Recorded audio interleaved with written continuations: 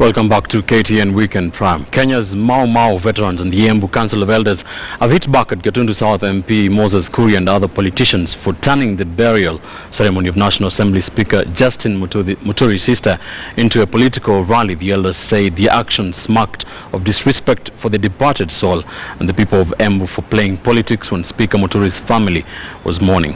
Moremi Mwangi with the details.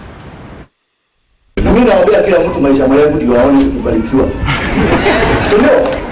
Vile tunasema ombea ndugu yako aishi maisha marefu. Kama ni wakati ambao siku niliokoka ningesema afadhali mazishi ya leo ingekuwa ya leo mtu mwingine. After politicians turned the burial ceremony of Speaker Justin Muturi's sister Monica Njoka into a ceremony to dig graves for their perceived political rivals, the Embu Council of Elders are an angry lot. Watu kama wale hatuwataki Embu. And they have come out guns blazing, accusing Gatundu South MP Moses Kuria and company of disrespecting the departed soul of the Speaker's sister and embarrassing the National Assembly Speaker right at his home. Jambo la tukasirisha ni Moses Kuria na tunajua yeye vizuri sana. Sijui kwa nini huyu jamaa hawezi kutunza mdomo yake. Tunasikia mara yako na kesi kotini kwa sababu ya mdomo. Achane na Embu, arundi kwao Kiambu, kule Gatundu, ajaribu kupanga watu wake, angalau uone kama atapata nafasi ya pili. Mpaka sasa wale wanafanya hiyo kazi wanafikiri wako na laani kwa Mungu.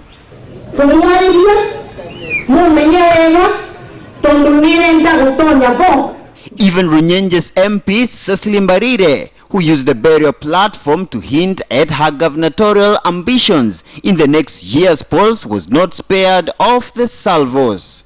Anyamaze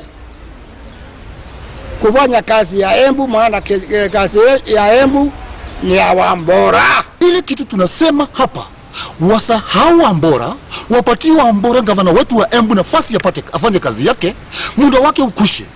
Sasa nyinyi munjifikiri sana, kwa maana ile matunda munae mnakula sasa ni yetu ya damu yetu. During the burial, Mbarire accused Governor Martin Nyaga Wambora, who skipped the burial ceremony, of not providing piped water and failing to unite the county residents. But these elders are now angry, accusing the Runyenjes MP and Embu Senator Lenny Kivuti of attempting to wedge fresh wrangles between the governor and county residents. Kwa sababu tumesuluhisha hayo, Nairobi imechukua jukumu lao kuangamisha na kutatisha development za Embu County. Watu kama wale hatuwataki Embu. Mtu wa miguu miwili. Na yule ambaye ametoka mbali, akitoka Kiambu, akitoka mahali popote Meru, anyamaze kufanya kazi ya Embu, maana kazi ya Embu ni ya Wambora. The elders have now issued a stern warning to other politicians who visit the county that they must respect the dead and not bring politics to burial ceremonies. Moremi Mwangi, KTN News, Nairobi. Now, political overtones characterized the issuance of title deeds to squatters who benefited from the controversial Waitiki land in Mombasa's Likoni constituency. The function presided over by President Uhuru Kenyatta turned out as a teaser trailer for the nature of cost politics to be expected in the run-up to the 2017 general election. KTN's Francis Ontoma reports from Mombasa. President Kenyatta led a high government delegation to Shika Dabu Grounds Likoni. The welcoming was hearty and ecstatic. Over 11,000 former squatters of the contentious Waitiki land gathered here with high expectations.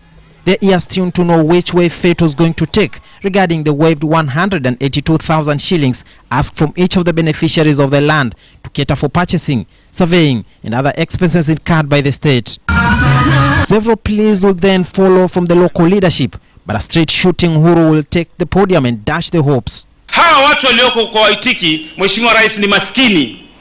Ni maskini kabisa. Hawa ukiwaambia walipe 50,000 ni kama umewatatiza sasa. uweze kuwapunguzia wananchi hawa. Tunajua unaweza, na maadamu mchuzi ushaupika, hiyo pesa lazima ilipwe. Lazima tuambiane ukweli, lazima irudishwe. And after maneuvering through the storm, the president presided the issuance of certificates of lease to some 5,007 beneficiaries, marking the end of phase 1 of the process. The next phase will begin in the next few weeks for the 930-acre farm that has been at the center of storm for over 2 decades. And those issued with the certificates said they had no qualms. Nina furaha zaidi ya kifaa, sina la kusema yani. Ikiwa tutalipa. Hatuwezi kukataa. Even as the process went underway, politics ahead of the 2017 general election will still find ground at the meeting. Deputy President William Ruto brought the much needed backing to the president. And why the opposition won't stop talking about Isugoi meetings was a huge bother to the DP. Sasa wewe, wageni wangu wamekuja kunitembelea kwangu, inakuhusu kwa njia gani? Namba ya pili, wewe unalalamika ukiwa nani? Mke wangu Recho hajalalamika kwa kuwapigia chakula wageni walionitembelea. Wewe unalalamika kama nani? And the pricks became even more stinging, and it was time for ODM party leader and Mombasa Governor Ali Hassan Joho to put on his gloves. Lakini mimi nasema hii serikali ya county government, even though we are from the other side, mimi sitaki kuona rais ameingia Mombasa nasoma kwa gazeti. Hata kama nishike mkono wako niseme karibu niende zangu, it's okay. Lakini nasikia rais amekuwa feri, governor hayuko. Even gloveless others will still find the audacity to get into the ring full swing. Lakini jiuliza kwa nini wakati huu kuitwa karibu? Nyinyi mko na tabia mbaya ya kublackmail president na serikali. Likoni lawmaker Mwalimu Masood Mwahima is among influential leaders elected on ODM ticket, but now learning to sing a different tune. Hii zone ya CDF hapa, zone ya ODM, zone ya ODM sio kabisa, sio zone ya ODM hii. Indications are clear that President Uhuru Kenyatta's Jubilee coalition is now moving full throttle to sell the newly born Jubilee Party. And although still crawling, the party is facing turbulence even within its own house. The new strategy appears concentrated in areas that largely voted for the opposition in the last polls. Largely expected to be a politically charged here, today's meeting by President Uhuru Kenyatta sets a high tone in the politics of the coast region. And the biggest test for the president will be to sell his new party's ideology to a region that voted overwhelmingly for the opposition in the last general election. Francis Ontomwa, KTN News, Likoni, Mombasa. Welcome to KTN Sports. This national sevens rugby team Shujaa is hoping to keep the momentum running in the remaining legs of the IRB Sevens World Series. Shujaa, who currently lie 9th on the series log, are hoping to make it out of the group stages in the upcoming leg in Wellington, New Zealand. Robinson Okenye has Shujaa's preparations. 2015 was a tumultuous year for the national sevens team in the World Series, with mixed results on the cards for Shujaa. The 2014-2015 series ended with Kenya finishing 13th on the log, but the tide turned towards the end of the year after Benjamin Ayimba took charge. Shujaa booked a spot in the Rio Olympics but were left battered in the first leg of the 2015-2016 series in Dubai.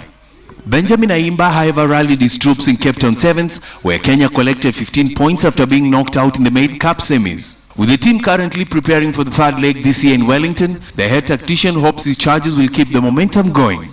Remember, we are gunning for the Olympics, and this is part of the growth. So there's no any kind of pressure on us to try and do much better than what we did. Of course, the hard work that we're putting in is going to the result is going to be good performances. So.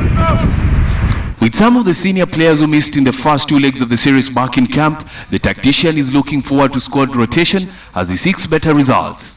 I won't preempt who exactly, but changes will be there, and we're having full house of training every single day, so every single training day. So we expect to see the changes. Most of them will be more tactical than on-form players. Kenya has been placed in the same group as Australia, Canada and Portugal, and Shujaa are hoping to make it out of the group stages in Wellington. Of course, we always want to do one better, but our initial bit is to try and top that pool first. Like I said in the beginning of the season, it will be very exciting to top our pool as many times as possible this season. That puts us in a very good position. So our first and foremost is to top that pool. The head tactician is expected to name his squad in a fortnight. Last one down, stay low! Stay low! Shujaa finished 2015 with momentum, having accumulated 20 points from the first 2 legs of the series. But in 2016, all eyes will be on Benjamin Ayimba's squad to see if they can keep the momentum going in the remaining legs of the series. Robinson Okenye, KTN Sports. Football Kenya Federation FKF presidential aspirant Nick Mwendo wants the Association Electoral and Appeals Board to swiftly put in place structures to pave way for the delayed elections. Mwendo called on the Donald Kipkorir-led board to set new election before the commencement of the league, scheduled to start early next month. But the Secretariat has delayed sharing data with the Electoral Board, and therefore we have the problems we have. But the Electoral Board and the Appeals Board, especially in the new year, have let us down by not giving us dates to conclude this election. We therefore are asking the Electoral Board, through the chair, Donald Kipkorir, to ensure that we have a date as soon as yesterday. Many thanks for watching KTN Weekend Prime this 9th day of January 2016. My name is Ben Kitili. Good night from the KTN News Center.